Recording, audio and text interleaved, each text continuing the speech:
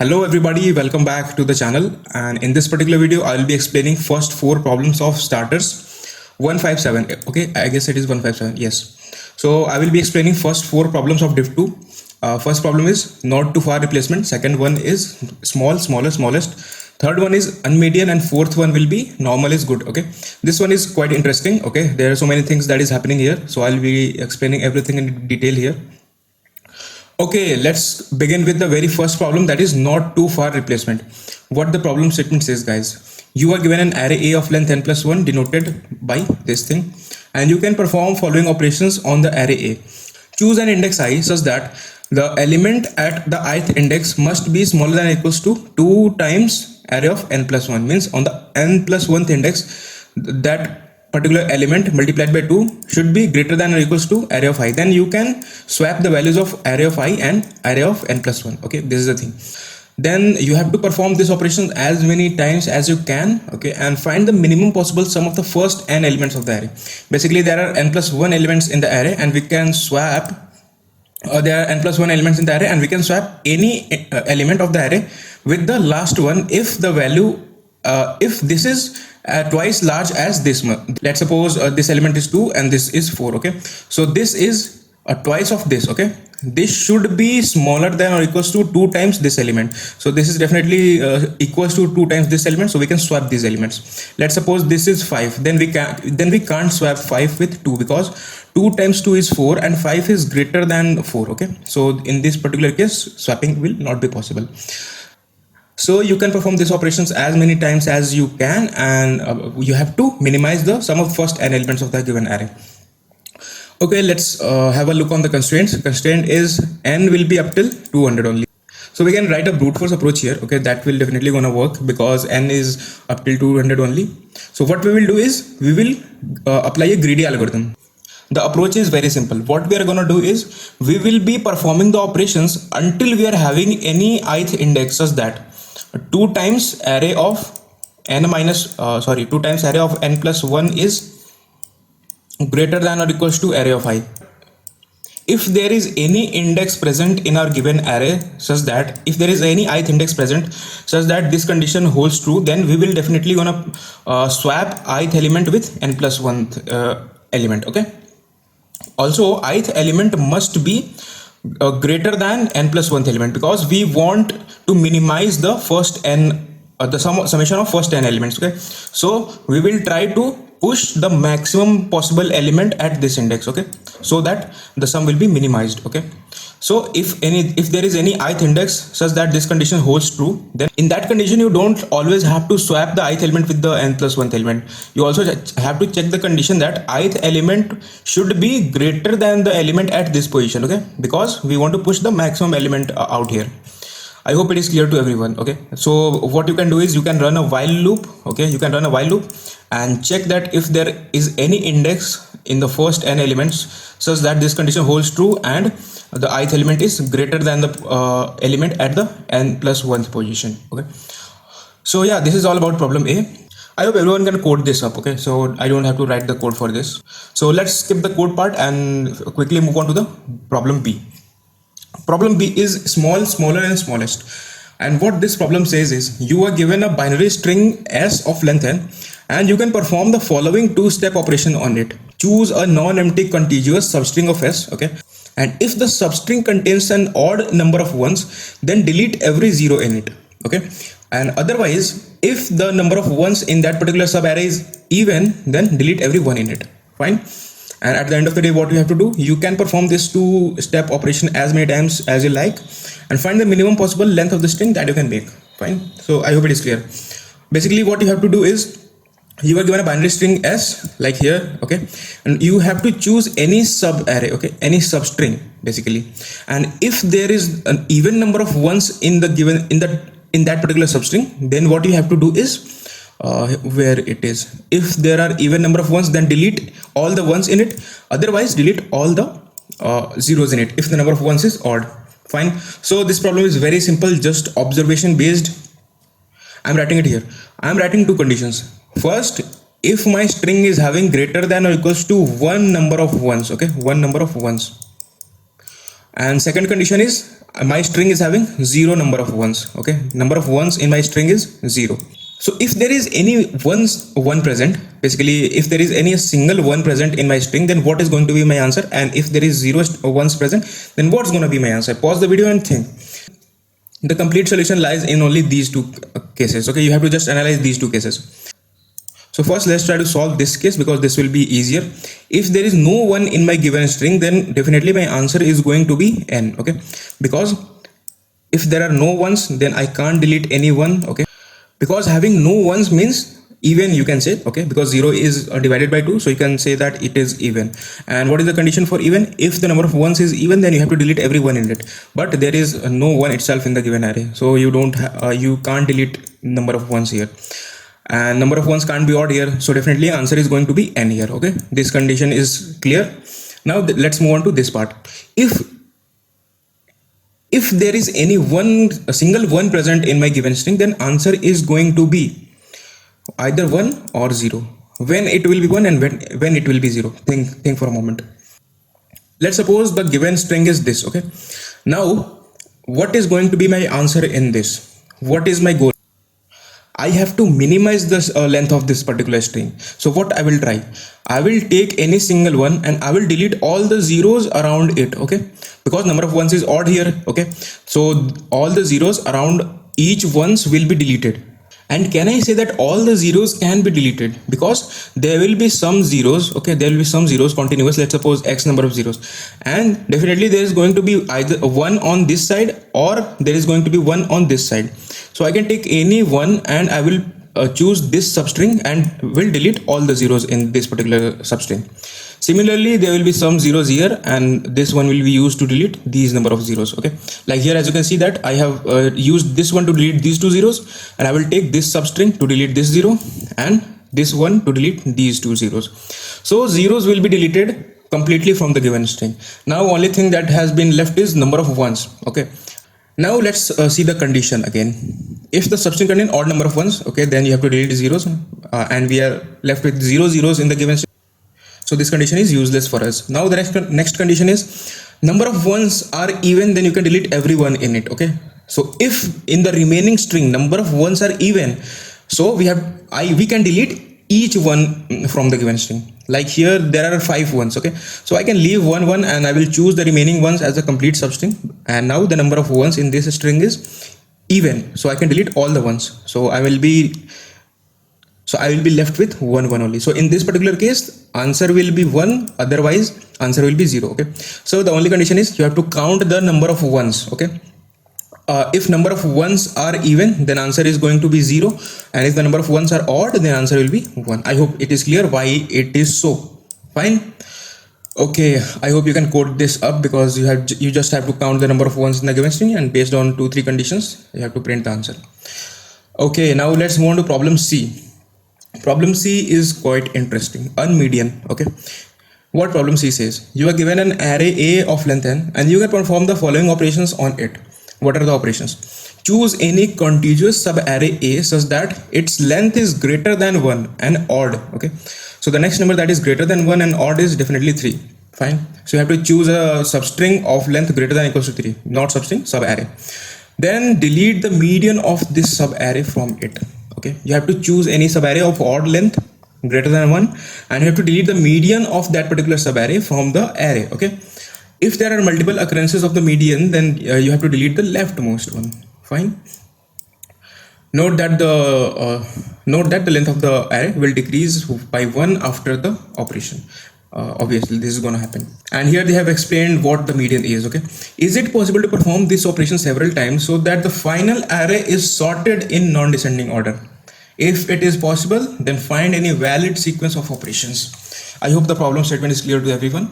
Fine. What problem is trying to say is, you have been given an array of length n, and you have to choose any subarray of length greater than 1 and odd length, and you have to delete the median of that particular subarray, and the length will be decreased by 1. Fine. And they have asked that after performing this operation several number of times, can the array be in non-descending order? And if it is so, then just print the valid sequence.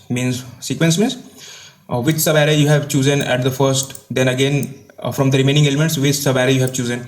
So this we have to print. Like here, first they have selected the subarray from 2 to 4. Okay, 2 to 4, and they have deleted the median of this. Median will be 4, because if we write 414 in sorted order, it will be 144, and the median will be 4, mid element. Okay, then they have chosen 1 and 3. And if it is not possible to sort the array by performing this operation several number of times, then we have to print -1. Okay, now let's talk about the approach of this problem. Fine.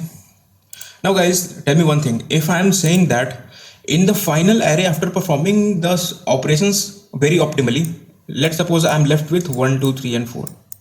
3, 4, 5 and 6. Okay, these are the elements that are left in my given array after performing the operation several number of times in optimal manner. And my array is in sorted manner, so I will just store the sequences. Now tell me one thing. If there are 6 elements in my array, then can I say that I can still perform the operations? Okay, I can still perform the operations, no issues. I will again choose these 3 elements and I will delete the median, that is 5. Then again I will choose these 3 elements, 3, 4 and 6, and I will again delete the median. Still the remaining elements will be in sorted manner.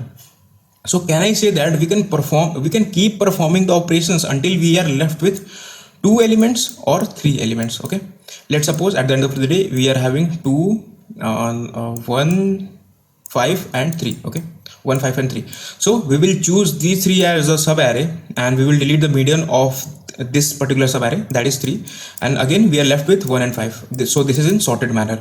Okay, so can I say that we can perform the operations until we are having 2 or 3 elements?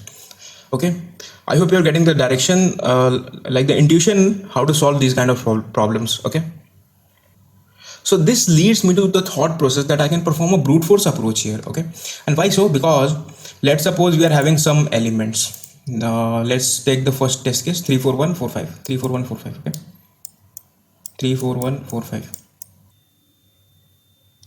So what you can do is you can start with the first 3 elements, okay, and just delete their median, like 1, 3 and 4. So what will be the median? Median will be 3.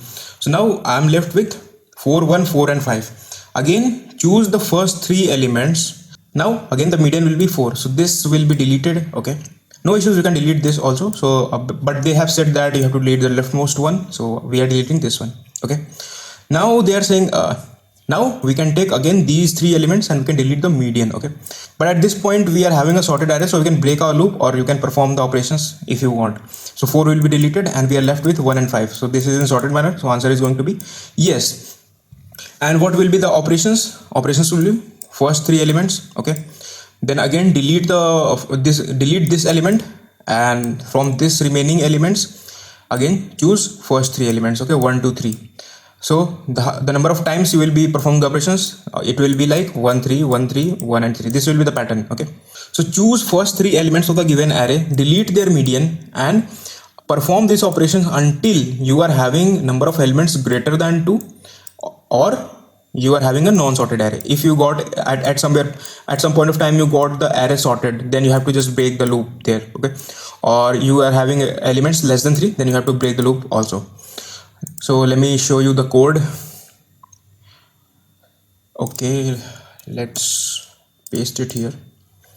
I think I have written the code here. Okay, yeah, this is the code.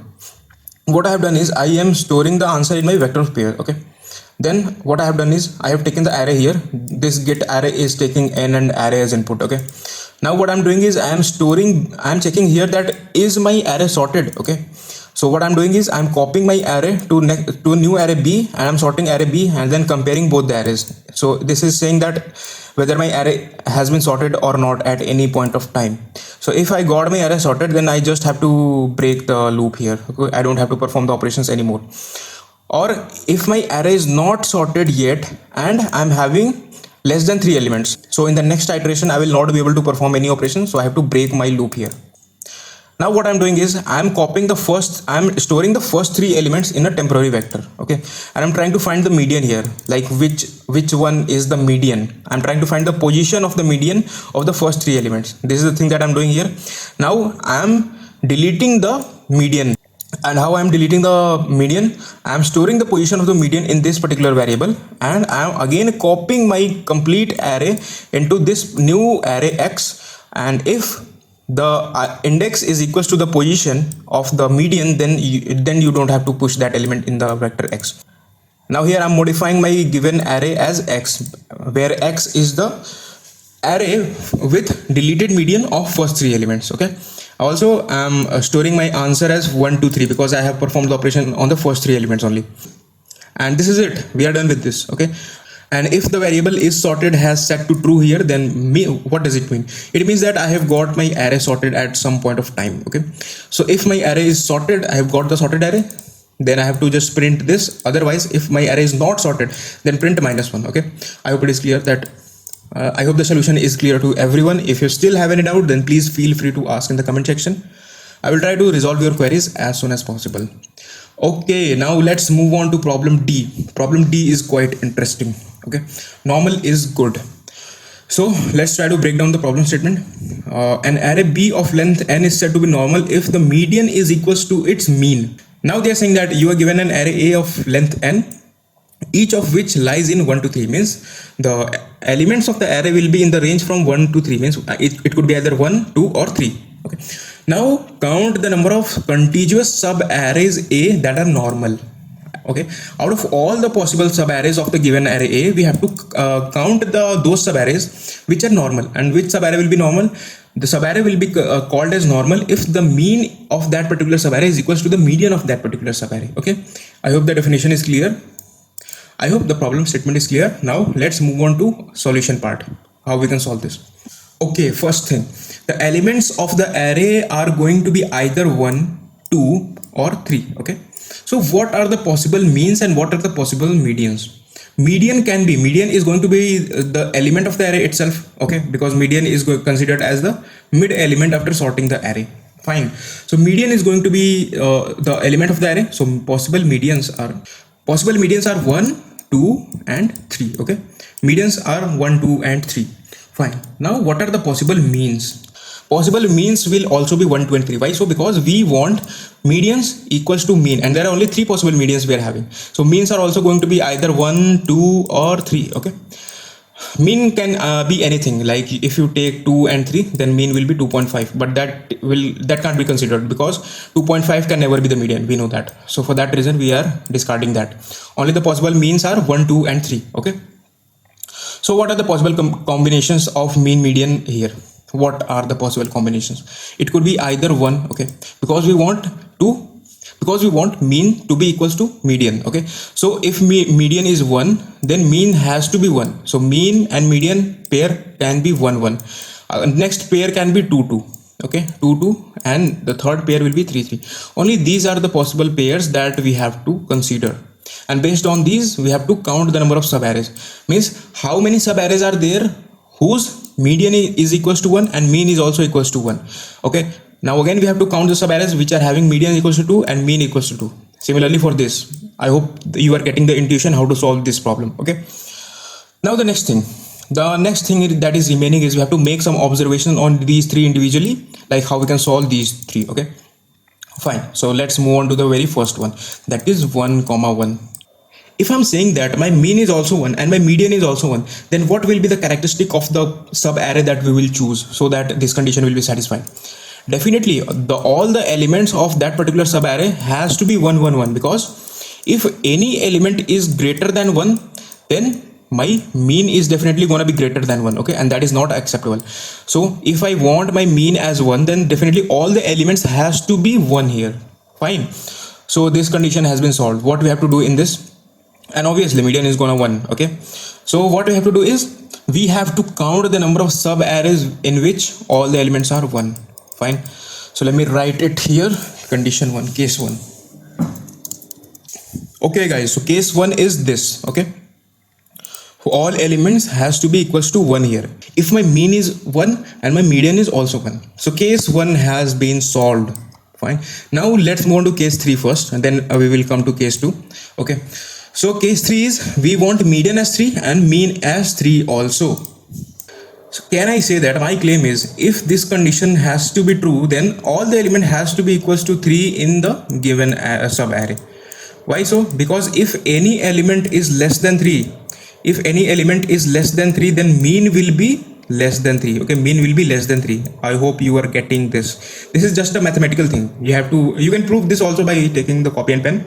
Okay, so solution for the case 2 is very simple. We want the sub array solution. What is the solution for this?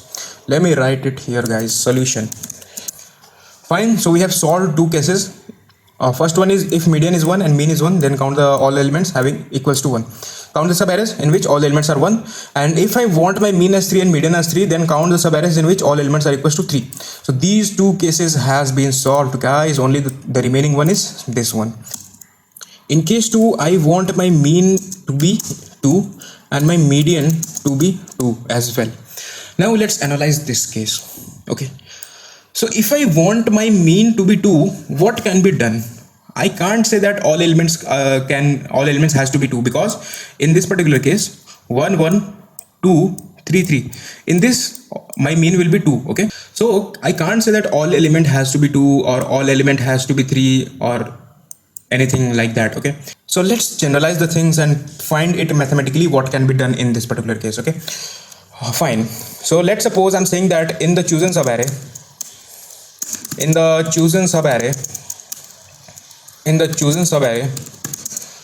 number of ones are going to be x. Okay, number of twos are going to be y, and number of threes are going to be z.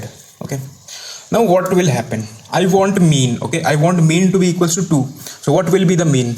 Mean will be x plus 2 times y plus 3 times z. Okay,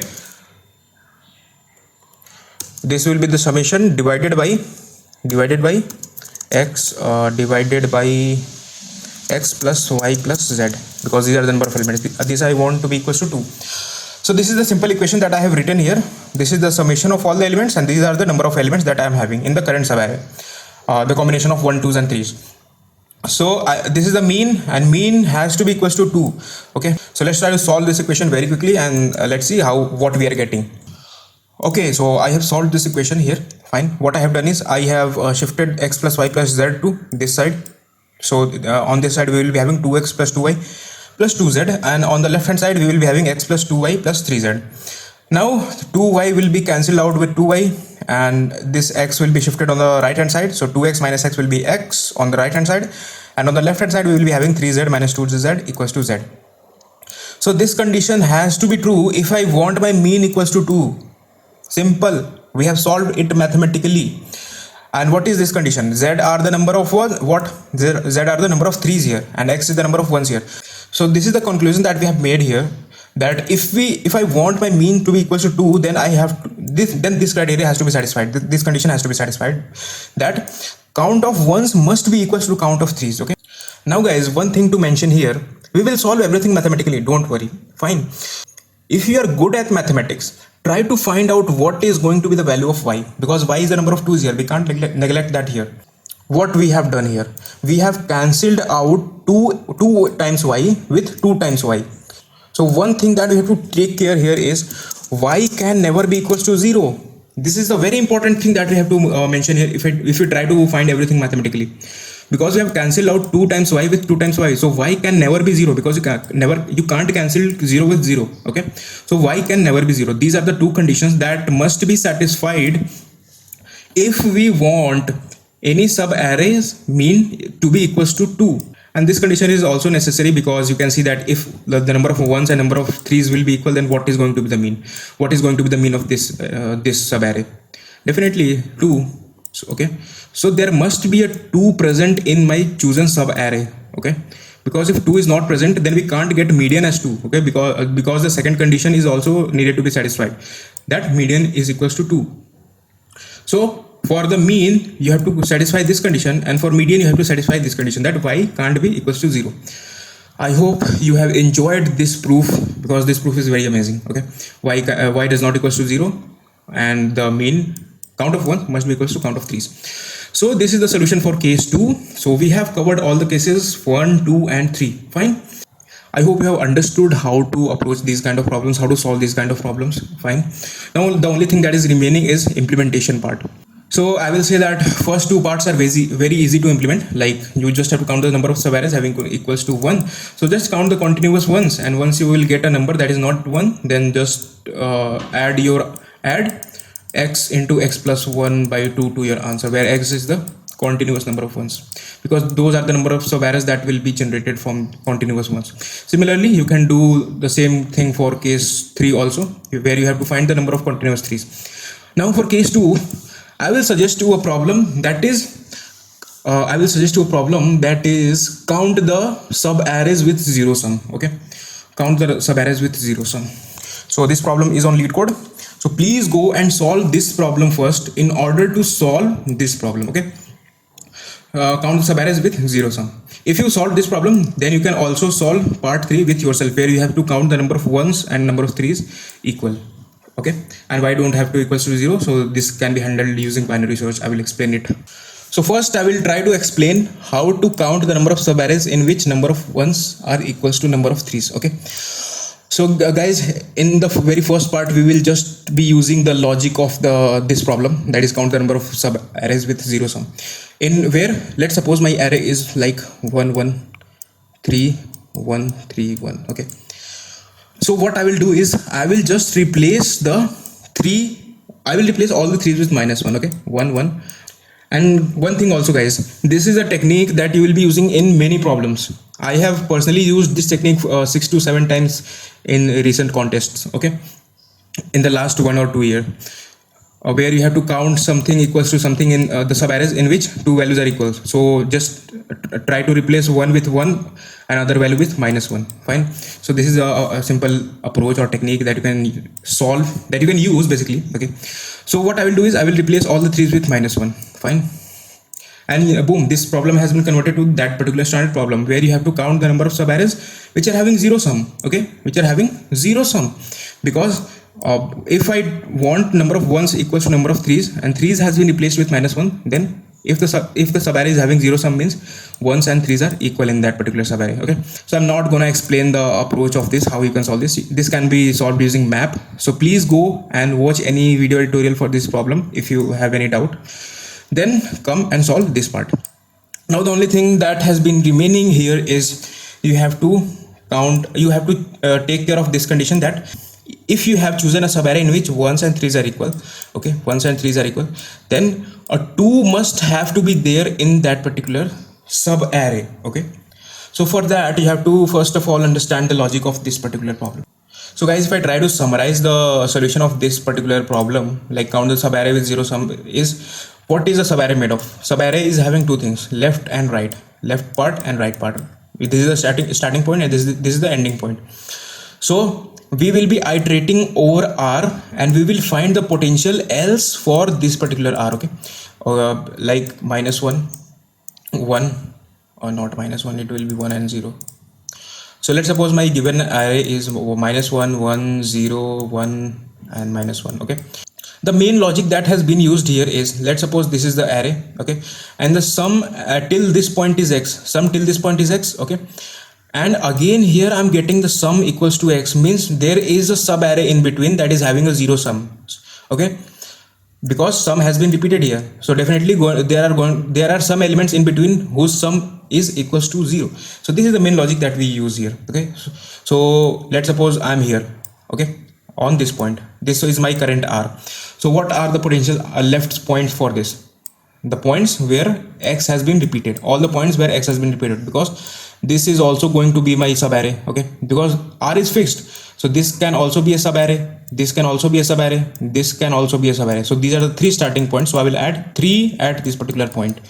So in this manner we will be solving the problem, that is count the sub arrays with zero sum using map.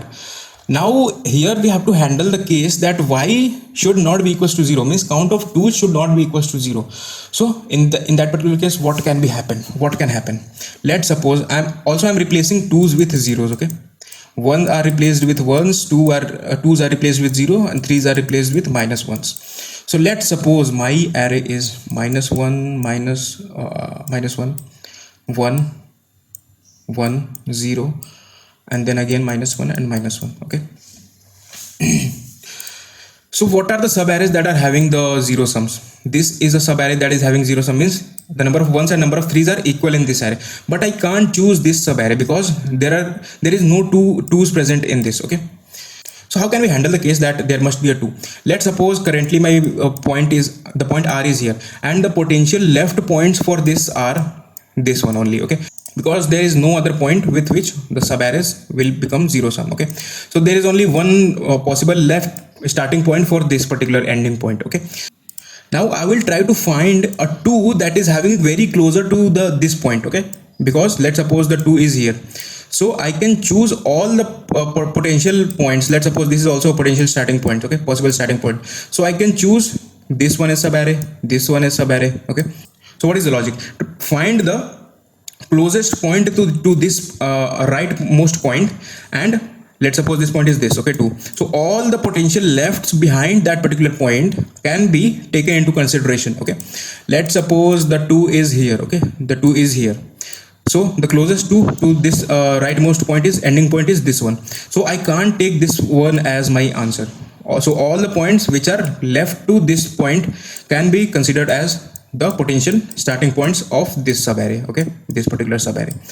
Now how to handle this? Just store all the potential starting points in a vector, in a map. Let's suppose the sum till this particular right point is x. Now map will be int comma vector. Okay, so map of x will be a vector that will be storing all the potential points, because x is the sum till point here, till this point, and all the points where we have got the sum as x will be the potential starting points for this point, because we can choose this as starting point and this as ending point. Ending is fixed, we have to choose all the possible starting points, and starting will be that point where the sum has x itself, because we know that there are some elements in between who are having a zero sum. So these will be stored in a vector of indices. Okay, 0, 3, 6, and also maintain a variable which is storing the closest, means the max index which is on which the element is 2, or you can say that a max element which is having a value 0 and which is behind the value r. Okay, as you are updating the right pointer, as you are moving the right pointer, just update the value of this point. Okay, let's suppose I'm saying this point as far. Okay, far, or you can say close. So close is storing the closest point to this which is equals to 2, and we have to choose all the possible potential starting points behind that point. So what we can do is we can perform a binary search on this particular array. Okay, we can perform binary search on this array. So let's suppose the far is storing as 4. Okay, far is 4, means we are currently standing on this index, and 4 is the index on which the first 2 is present. Okay, so we can choose all the potential starting points which are behind 4. So what we have to do, we have to find all the elements, count of elements in this which are less than 4. This is just a standard problem based on binary search.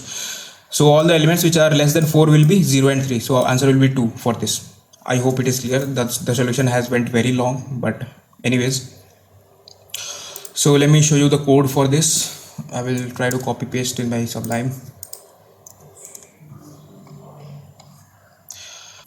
And this is the function that is just counting the continuous subarrays with a particular value equals to type. So first of all, I have passed the value 1.